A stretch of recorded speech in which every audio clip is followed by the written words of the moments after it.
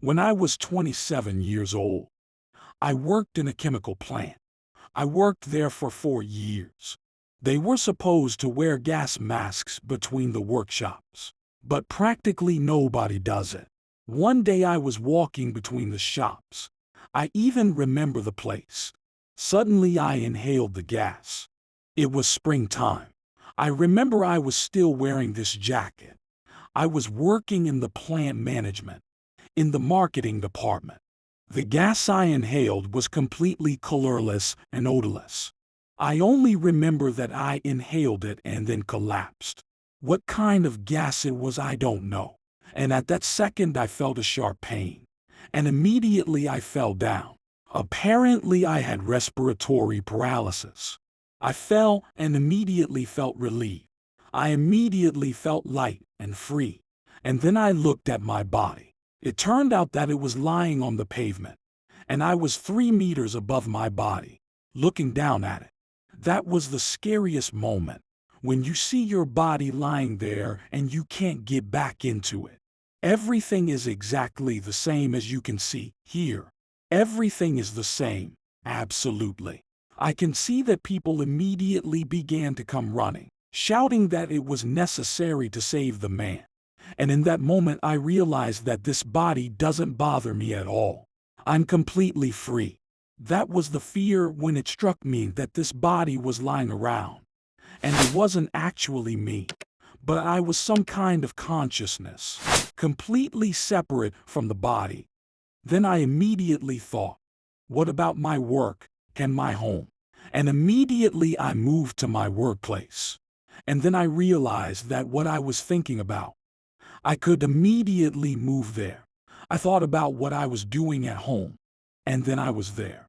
I looked, and my grandmother was cooking some food in my kitchen.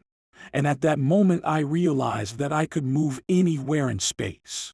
I decided to see what happened to the body. They started to bring him back to life there. And at that moment I saw my aura around the body. It was forming like a funnel and a shell of some kind. And this shell created this vortex. And it turned out that it was just a passage, a tunnel. And I began to be pulled into it. I looked at what kind of tunnel it was. It turned out to be like a pipe or something. It's got this cellular structure to it. It's like a huge hose. I felt it, and it sagged. Well, I think, okay. And I'm pulled into this tunnel. And I'm lifted above it all into a completely different world, a completely different space. Everything that was there, the people, the earth, it was all down there, and it didn't bother me at all. That's when I saw someone meeting me in that tunnel. Familiar silhouettes. I was flying up to the end of the tunnel, and they were meeting me. I looked closely, and I realized that they are some of my relatives. But I don't know these people, who they were. And I get into a totally different space above the earth. I don't know if you can call it space. And such a bright light when I came out of that tunnel. And in that bright light, you still have to look closely, because my eyes are not used to that bright light at all. And so, when I began to look closely, I saw a completely different world. And that world was completely different from our world. There's absolute bliss, perfect tranquility. And that's where I heard the singing. Such choir singing, such graceful songs. If I were a composer, I probably would have recorded them, because such grace pours into your soul. It immediately becomes easy. I've never even experienced feelings like that before. How long it took, I don't know. I began to look more closely at this world, and I see that I am here, as if not at the right time, or something. It occurs to me that I'm a completely unnecessary fellow here, who's kind of irrelevant. That's how superfluous I am. And so, in this luminous world, out of this luminous fog in which I was, I began to distinguish something. It turned out that there was a huge wall in front of me. Then I saw it. On icons as they painted it, a huge number of saints stood glowing with golden halos, and they are praying to God. And out of this huge mass of saints, Panteleimon the healer came to me. I just saw him later on the icon. That's how he is painted on the icon. That's how Panteleimon the healer was. I had never seen him before. I never went to church at all. Then I started going to church every day after I came out of that state. And here Panteleimon the healer was separated from this mountain. That's what you can call it, these saints. He is holding such a box in his hands, just like they draw on the icons clearly. And from this box he gave me something with a golden spoon. I swallowed and was flying down, flying back to the earth. And look what is happening there. And so, as I was flying back down that tunnel, I saw some scraps. Apparently they were my past lives. I saw just like movies like that. I saw I was living somewhere in ancient Cambodia, and the temples there were beautiful. Then I saw Mexico, Egypt. I saw how I lived in Germany my whole life. It's just films like that, scraps like that. It was all mixed up. Then I flew back into the familiar space of the earth. And then I could watch these lives of mine in their entirety. I realized that this is the same reincarnation that everyone talks about, that it does not exist, argue, and tell some fairy tales. All of this is there. All of this really exists. And these lives are filled with all sorts of adventures, just like an ordinary human life. It was so interesting to me. And when I flew back into our world, which is here, I saw people quite differently than I saw them on Earth. I was also at some height. I saw my body, which was already lying in a hospital room, the doctors there fussing. How long I was out of my body, I can't say at all. There's no time. There's just no time. But it went on for at least a few hours, I guess. And then I saw people not the way you and I see each other with our normal eyes. I saw that people have, what should I call them, shells or subtle bodies. Here is our physical body, in which each of us is right now. It is probably the lowest kind of body, because there is another body around us that plays all the colors of the rainbow. It has holes. Then that's all I found out the astral body. I wasn't familiar with any esotericism before. I didn't know anything at all about it at all. I knew that there's a church and people pray to God there, and that's it. These bodies are like shells, like bubbles or something like that. Well, there is an image of a matryoshka doll. Our body is the lowest part, the smallest little matryoshka. And around it there are these cocoons that are dressed. And the astral body, as it's called, plays different colors of the rainbow. Somebody's astral body is dark. If a man is in mourning, or he has a lot of evil thoughts, there are some sparks, lightning, or something else. Somebody is light and calm. Somebody has holes there. They are being eaten by such formations, eating holes. And they even gobble up and invade their organs and get eaten there. Where does that come from? It turns out it's people's feelings. It's what they are feeling and what they are trying to sort of exorcise out of themselves. This gives rise to the opposite effect. The same organ is affected. Smokers have an entity that goes into their lungs through their mouth and chews them up, slowly sucking their energy. Here are alcoholics, especially the dead ones. I don't know what to call such people. Probably people who don't believe in anything at all. When they die, they are between worlds. I guess you could call it that. No longer on Earth, but they're not going anywhere yet. They're in a layer like that. They're floating like logs, wiggling with their eyes closed. And they are like that, in groups. That's what I thought it was for.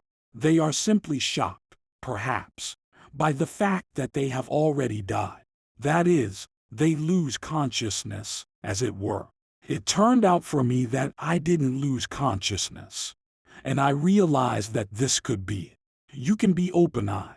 You can be consciously going through this. or you can be in some kind of unconscious way. And especially alcoholics who are dying. Their eyes are turned off. They look like zombies or something. They hang out in groups like this in between worlds. That's another observation I made there. We're all connected. In general, everything. The whole world. All the people. It's us and our bodies here. Not in this kind of contact. And these thin shells, some more than others, some less, they are somehow connected. They overlap. There's a higher structure, an even higher layer of this matryoshka, an even higher cocoon that envelops us. It can be called the mental body. It's where our thoughts run through us. And it's these bodies that all of us are already touching here. I mean, they're so big. They overlap in one way or another. That's why I made this conclusion. You can't even think anything bad about other people. On that unconscious level, it all affects them immediately, but also immediately comes back to the one who thought something bad about the other person. To him immediately this bad thought comes back, in the form of some kind of blow, like a pin, like a spear, which immediately hits him. He doesn't feel it, because it happens on the subtle plane. The spear pierces his thin shell, bumps into his feelings, and it can even enter his body. Then the person gets sick. And then I started looking at my body again. And then something was done to me. And I entered my body and opened my eyes. Since then I've learned that there's nothing to be afraid of. It's a completely different qualitative transition into another reality that we, ordinary people, just don't see or understand. And for us, it's like it doesn't even exist. And I sometimes find it very funny when in some TV shows, doctors start explaining that the light at the end of the tunnel is in your subcortex, which is some kind of neurons. My God, what nonsense. Have you ever been there yourself? And then what are you telling? What fairy tale? If you've never been there yourself. Then I ran into people in my life who had also experienced it. It's very interesting, all these states. And a lot of questions open up that just aren't answered here. Saints do exist. The subtle world exists. You can turn to these saints. They definitely help. 100%. I was then in shock. And for many years I did not tell anyone anything about it.